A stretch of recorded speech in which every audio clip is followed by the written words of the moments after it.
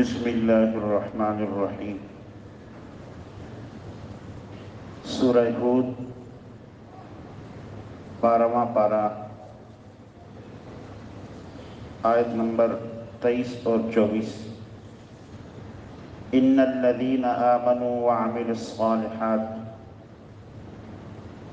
بے شک وہ لوگ جو ایمان لائے اور اچھے اعمال کرتے رہے، وَأَخْبَتُوا إِلَىٰ رَبِّهِمْ، اور عاجزی کرتے رہے اپنے رب کے سامنے، أُولَٰئِكَ أَصْحَابُ الْجَنَّةِ، یہی لوگ جنت والے ہیں، ہم فیہا خالدون، اور ہمیشہ کے لیے جنت میں رہیں گے۔ مثل الفریقین، دو جماعتوں کی مثال، کالاعمیٰ والاصم، ایک جماعت نابینا اور بہرے لوگوں کی ہے، والبصیر والسمیع، دوسری جماعت دیکھنے اور سننے والوں کی ہے۔ هل یستویان مثلا، کیا یہ دونوں فریقین، دونوں گروہ مثال میں برابر ہیں؟ افلا تذکرون، تم نصیحت کیوں نہیں حاصل کرتے؟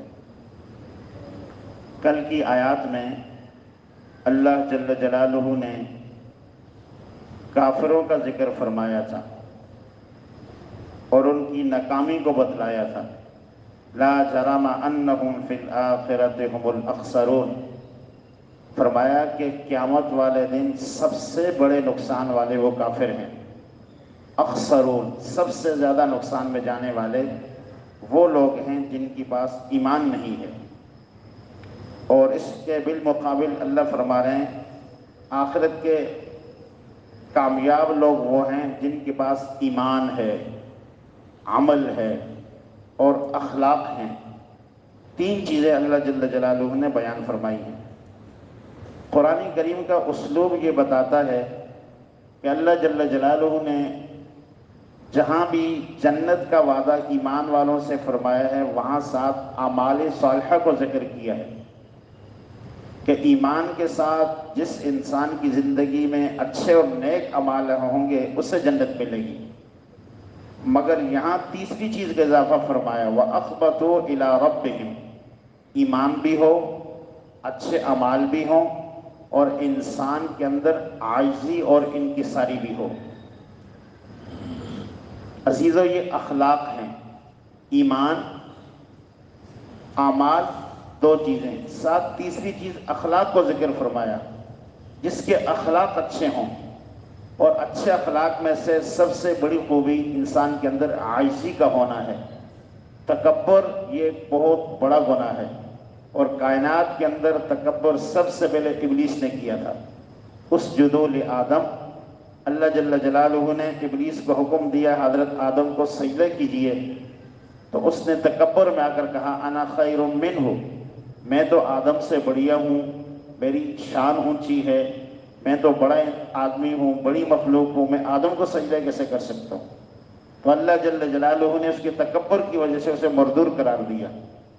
عزیزو، جو آدمی متکبر ہو، جس کے مزاج میں تکبر ہو، چار ڈال میں تکبر ہو، گفتگو اور انداز میں تکبر ہو، وہ مسلسل اللہ جل جلالہ کے ساتھ مقابلے میں چل رہا ہوتا ہے۔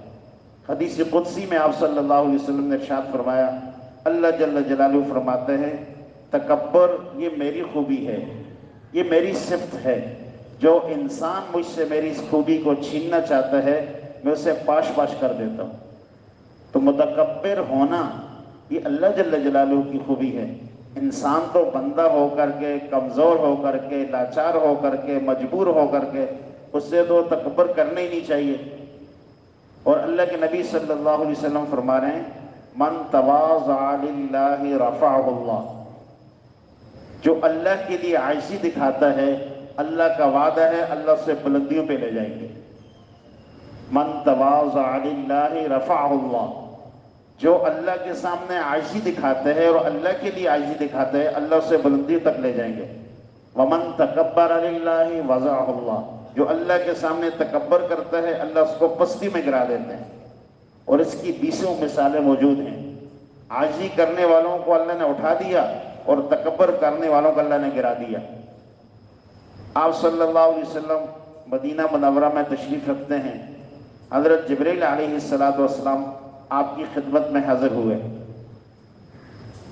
حضرت جبرائیل علیہ السلام بیٹھے ہوئے ہیں، سامنے سے حضرت ابو ذر غفاری رضی اللہ تعالیٰ عنہ گزرے تو حضرت جبرائیل فرمانے لگے، یا رسول اللہ، یہ آپ کے صحابی حضرت ابو ذر غفاری ہیں؟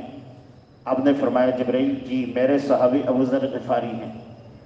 آپ صلی اللہ علیہ وسلم کو تعجب ہوا، جبرائیل آپ تو آسمانوں پہ رہتے ہیں، آپ تو فرشتوں میں رہتے ہیں، اور یہ میرا صحابی زمین پر رہتا ہے، آپ اس کا نام کیسے جانتے ہیں؟ اس میرے صحابی کو کیسے جانتے ہیں؟ حضرت جبرائیل علیہ السلام نے فرمایا، اللہ کے نبی، جتنے ابو ذر غفاری انسانوں میں مشہور ہیں، اس سے زیادہ آسمان کو فرشتوں میں مشہور ہیں۔ سبحان اللہ، کیا مرتبہ ہے! کھاتے انسانوں کے ساتھ ہیں، پیتے انسانوں کے ساتھ ہیں، رہتے انسانوں کے ساتھ ہیں، گزر بسر زمین والوں کے ساتھ ہے، اور جبرائیل فرما رہے زمین والے انہیں اتنے نہیں جانتے جتنے آسمان والے انہیں جانتے ہیں۔ آپ نے فرمایا، جبرائیل وجہ کیا ہے؟ ابو ذر غفاری فرشتوں میں اتنے مشہور کیسے ہوئے؟ حضرت جبرائیل فرمانے لگے، اللہ کے نبی، ان کے اندر عاجزی اتنی زیادہ ہے جس کی وجہ سے رفعہ اللہ نے ان کو بلندیاں عطا کر کے فرشتوں میں شہرت دے دی ہے۔ عزیزو، جو انسان اللہ کے لیے عاجزی دکھاتا ہے، اللہ کا وعدہ ہے اللہ بلندی تک لے جائیں گے۔ اور حضرت جبرائیل نے فرمایا، اللہ کے نبی، عاجزی کے ساتھ ان کی دوسری خوبی یہ ہے، قرآن کریم کی تلاوت ان کا سب سے پسندیدہ عمل ہے۔ یہ دو صفات ایسی ہیں جن کی بنیاد پر اللہ جل جلالہ نے ان آسمان تک لے گئے اور فرشتوں میں ان کا چرچا کر دیا۔ تو اللہ جل جلالہ فرما رہے ہیں، جو لوگ ایمان والے ہوں، اعمال والے ہوں، اخلاق اور عاجزی والے ہوں، اولئک اصحاب الجنہ، یہ لوگ جنت والے ہیں۔ عزیزو، دنیا کی کوئی چیز ملتی ہے، اچھا گھر ہے، اچھی سواری ہے، اچھی ملازمت ہے، اور بہت ساری چیزیں ہیں جو ہماری خواہش پر ہمیں مل جاتی ہیں، آج ہیں کل نہیں ہیں۔ دنیا کی چیزوں کی سب سے بڑی خرابی وہ یہ ہے کہ آتی ہیں اور موت پر ختم ہو جاتی ہیں، مگر اللہ فرما رہے ہیں اولئک اصحاب الجنہ، یہ ایسی جنت ہے ہم فیہا خالدون۔ اس جنت کی یہ بڑی خوبی ہے جو دنیا کی کسی چیز میں نہیں، کہ یہاں آپ نے ہمیشہ رہنا ہے۔ جو ایمان والا وہاں چلا گیا تو دائمی طور پر اس نے وہی رہنا ہے۔ ایک انسان نے دنیا کو دکھانے کے لیے بڑا گھر بنایا، بڑا شاندار بنایا، بڑا لاجواب بنایا، بلڈنگ کھڑی کی، عمارت کھڑی کی، گھر بنایا، کائنات کے بڑے بڑے انجینئر بلائے، سب سے پوچھا اس گھر کے اندر، اس بلڈنگ کے اندر، اس عمارت کے اندر کوئی نقص، کوئی عیب، چیلنج ہے جو کر کے دکھائے؟ دنیا کے سارے انجینئر آ گئے، سب نے آ کر دیکھا، سب نے بڑی تعریف کی، بہت اچھا گھر ہے، بہت شاندار ہے، اچھے طریقے پہ بنا ہے، زبردست، اس کی کوئی مثال نہیں ہے۔ وہ صاحب بنانے والے تو یہی چاہتے تھے۔ ایک اللہ والے آئے، ان سے پوچھا، بھائی آپ بتائیے اس گھر میں آپ کو کوئی نقص نظر آئے؟ انہوں نے بتایا، سر مجھے اس گھر میں دو بڑے نقص نظر آتے ہیں۔ گھر والے نے بتایا، دنیا آ کر دیکھ گئی، کوئی بول نہیں سکا، کسی کی ضرورت نہیں ہوئی، آپ کیسے بولے؟ کہ حضرت دو بڑی خامی یہ ہے، ایک تو اس گھر نے ہمیشہ نہیں رہنا، دوسرا آپ اس گھر کے اندر ہمیشہ نہیں رہنا۔ دنیا کی چیز جتنی اچھی ہو، آج ہے کل نہیں۔ جنت والی نعمت اولئک اصحاب الجنہ ہم فیہا خالدون، یہ جنت ہے اور جنت یہاں پر ہمیشہ کے لیے رہنے والے ہیں۔ آگے اللہ جل جلالہ نے ایمان والے کی اور کافر کی وضاحت ایک مثال سے فرمائی ہے۔ ایک انسان ہے جو اندھا اور بہرا ہے، اور دوسرا انسان ہے جو دیکھتا اور سنتا ہے، بھلا دونوں برابر ہو سکتے ہیں؟ نہیں برابر ہو سکتے۔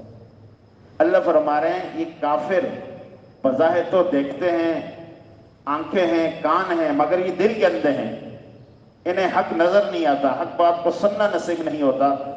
تو اللہ جل جلالہ جس کو توفیق نہ دیں عزیزو، بھلا وہ اپنی مرضی سے ایمان پر آ سکتا ہے؟ یہ اللہ کا کرم ہے، اللہ نے ہمیں صاحب ایمان بنایا، مسلمان کے گھر پیدا کیا، مبارک شریعت اور مذہب دیا، ہمیں اس کی قدر کرنی چاہیے اور اسی کے مطابق اپنی زندگی کو گزارنا چاہیے۔ اللہ جل جلالہ عمل کی توفیق نصیب فرمائے۔ اللہ